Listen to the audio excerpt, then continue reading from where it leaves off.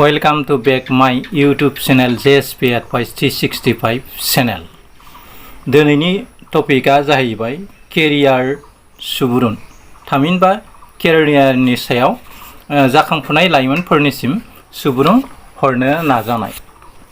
Specially बे आयदाखौ आं 10+12 स्टुडेन्टफोरनि थाखाय लानानै फैनाय जादों। मिजिंथियो 10+12 फरायसाफ्रा बे केरियार साजेसननि जोहै गाव गावनि फरायनो साननाय थांखियाव सहैनो हागोन होननानै आं मिजिंथियो नोंथांमोना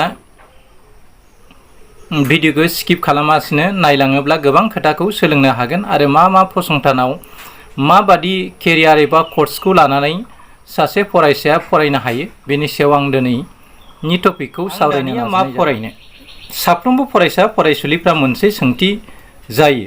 गावनि कर्स एबा गावनि सोलोंथाइखौ फोजोबनायनि इयुनाव खायसेया सानो आं दानिया मा फरायनो। HSLC मेट्रिक आनजाद, हायर सेकेन्डारि HS एबा TDC जोबथा आनजादखौ उथ्रिखांनायनि उनाव फरायसाफोरनि गेजेराव बेबायदि सोंथिया नुजायो। आनजाद उथ्रिखांनाय लोगो लोगो गोदान सोलोंथाइ, गोदान जिउ राहा सायख'नाय बेलायाव फरायसाफोर आरो बिमा-बिफाफोरनि गोसोआव आख'-फाख' साननाय सोमजियो। गुबैयै साननाया ओरैबायदि, बबे आयदायाव लाइनआव मुं थिसनोब्ला गथ'नि इयुन जिउनि राहाया साबसिन जागोन। आथिखालनि बादायनाय थिलियाव जोंनि बांसिन फरायसा एबा बिगोमाफ्रा थार रोंगौथि गैयैनि थाखाय थार सोलोंथाइनि लामाखौ सायख'ना लानो रोङाखै। गोबां बिथिङाव गावनि सायाव बिजिरग्रोना नायालासे गोबां फरायसाफ्रा मुं थिसननायावबो केरियार सायख'नाया गोरोन्थि जायो।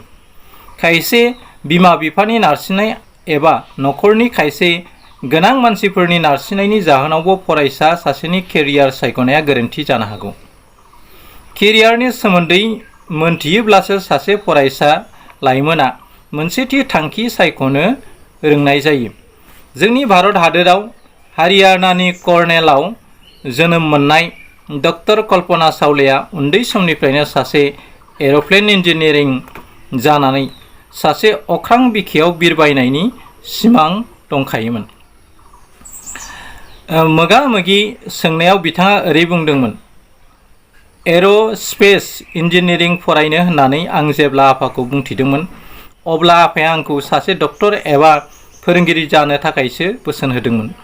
नाथाय रोखा थांखि सिखानाय कल्पनाया पान्जाबाव इन्जिनियारिं कलेजनिफ्राय एर'स्पेस इन्जिनियारिं पास खालामना आमेरिकायाव बे आयदायावनो डक्टर डिग्री लानानै गावनि थांखिखौ जाफुंसार होनो नाजादोंमोन।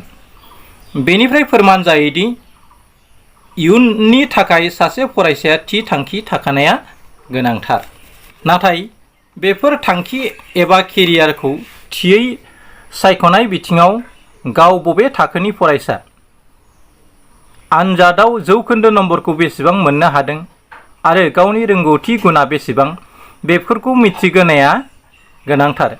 केरियार सुबुरुननि मोननैसो बिथिंखौ फरायसाफोरनि खाबुनि थाखाय बेनिखायनो गाहायाव एरखांनो लानाय जादों। सेथि, बिमान हान्जा एयारफोर्स। भारत हादरनि बोसोरफ्रोमबो गुबुन गुबुन लांदां पस्टनि थाखाय एयारफोर्स थिसननाय जायो। बे लांदां पस्टआव थामहिनबा साख्रियाव खाबु लानोब्ला बिनायसा केन्डिडेटआ मेट्रिक आनजादाव 50% थामहिनबा 50% नम्बर लाना उथ्रिनाय जानांगोन। जोंनि आसामनि गुवाहाटीयाव बेनि आनजाद जाग्रा जायगा दं। गोसो गुदुंफ्रा गाहायनि थंआव सुलाद लानो हायो। To the president central yardmen selection board, post box no 30008 New Delhi 1। बुंफिनदों, to the president central yardmen selection board, post box no 30008 New Delhi. दानिया फैदो नैथि, हटेल मेनेजमेन्ट। बे आयदाखौ फरायनोब्ला बिनायसाया 10+2 एबा हायर सेकेन्डारि साइन्स जोबथा आनजादखौ 50% थामहिनबा 50% नम्बर मोननाय एबा मोनना उथ्रिनाय जानांगोन। बैसोआ 17-22 बोसोरनि गेजेराव जानांगोन। इन्टारभिउआव इंराजि बिजोंजों लिरनो नांगोन। साख्रिनि दरमाया 6 निफ्राय 10,000 रां जागोन। सोलोंसालिनि थंआ जाबाय director of tourism, station road, Guwahati 781001 आरो institute of hotel management, GS road, Bhangagarh, Guwahati 781005। थामथि IIT JEE लाइन फरायनो गोसो जानाय फरायसाफोरनि थाखाय Indian institute technology joint entrance exam IIT JEE आनो मख'थावना। बे सोलोंथाइनि बादायथि आनजाद इन्टारभिउआव जिरायगोन फरायसाफोरा 10+12 हायर सेकेन्डारि साइन्स जोबथा आनजादाव फिजिक्स, केमेस्ट्रि आरो सानखान्थि आयदायाव खमैनो 60% थामहिनबा 60% नम्बर लाना उथ्रिनाय जानांगोन। अदेबानि STनि थाखाय 55 नम्बर मोनब्लाबो जायो। इन्जिनियारिंनि फसंथानफ्राव मुं थिसननो थाखाय सिगां एन्ट्रेन्स आनजाद एबा मेनेजमेन्ट एप्टिट्युड टेस्ट मेटआव उथ्रिनो नांगौ। IIT JEE एबा AIEEE all India engineering entrance exam फरायनो गोसो फरायसाफ्रा सेथि symbiosis international centre, Senapati Bapat road, Pune. Phone 25642626। Website www.sibm.edu। नैथि department of management studies, institute of technology, Delhi. Phone 01126862220। Website www.mia.org। फसंथानफोराव फरायनो हायो। इन्जिनियारिं आरो मेनेजमेन्ट रोंगौथिनि थाखाय बिनायसाया मुंदांखा गेदेर कम्पानिफ्राव मेनेजार साख्रि मोननायनि खाबु थायो।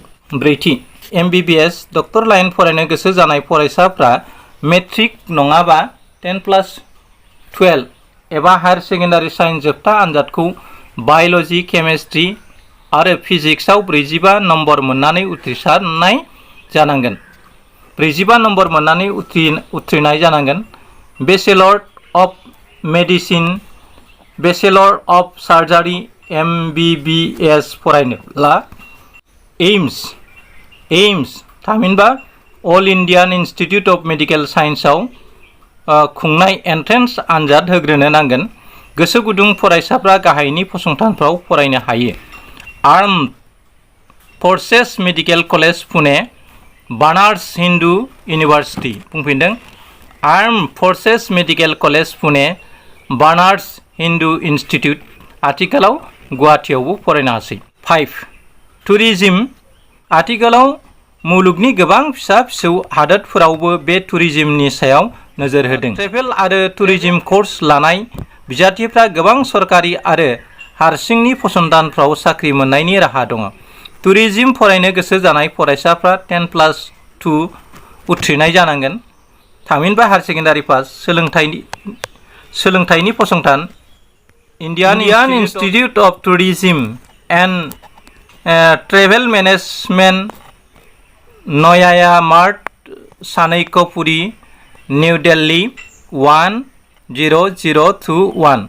गोजौआव मख'नाय आयदाफोरनि अनगायै 10+12 एबा थाखो उथ्रिनाय फरायसाफ्रा NDA national defence academy, pharmacy, homoeopathy, BHMS आइननि थाखाय BALLB, forest management, diary technology, BTech, physiotherapy, air hostess, architecture आरो केरियारफोरानो मख'थावना। जालिया एबा ग्रेजुवेटफोरनि थाखाय IS,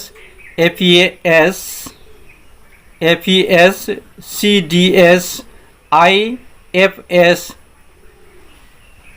IPS, IRS, biotech, air hostess design fashion ल जार्नालिज्म बायदि सोलोंथाइ लानो हानायनि राहा दङ।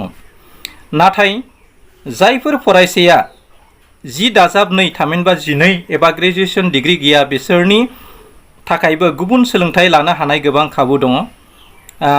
ITI लाइननि गेजेरजों मेट्रिकसिम फरायनाय फरायसाया radio' and TV mechanics, electrician, computer operator, photography, hair and skin career आरि कर्सनि सोलोंथाइ लानानै इयुन जिउ खुंनायनि गोरलै राहा लानो हायो।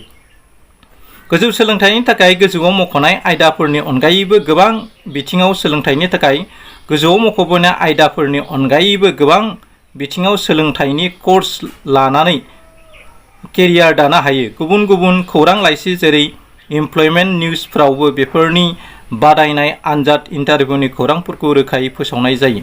बेनिखायनो नोंथांमोना इमप्लयमेन्ट निउजफोरखौ नायनानै ला आरो बेफोरनि फसंथाना बबेयाव दं बेखौबो मिथिनानै लानो हागोन। जोबथा बुब्लियाव गासै फरायसा लाइमोनफोरनिसिम गाहाम हामलायनायखौ बावहरनानै दिनैनि कन्टेन्टखौ बेखिनियावनो फोजोबनो नाजानाय जाबाय। मिजिंथियो बे केरियार सुबुरुननि गेजेरजों गोबां फरायसाफ्रा हेफाजाब जागोन होननानै मिजिं लादों। एसेनोसै, गोजोन्थों, खुलुमबाय। जै बर' हारिनि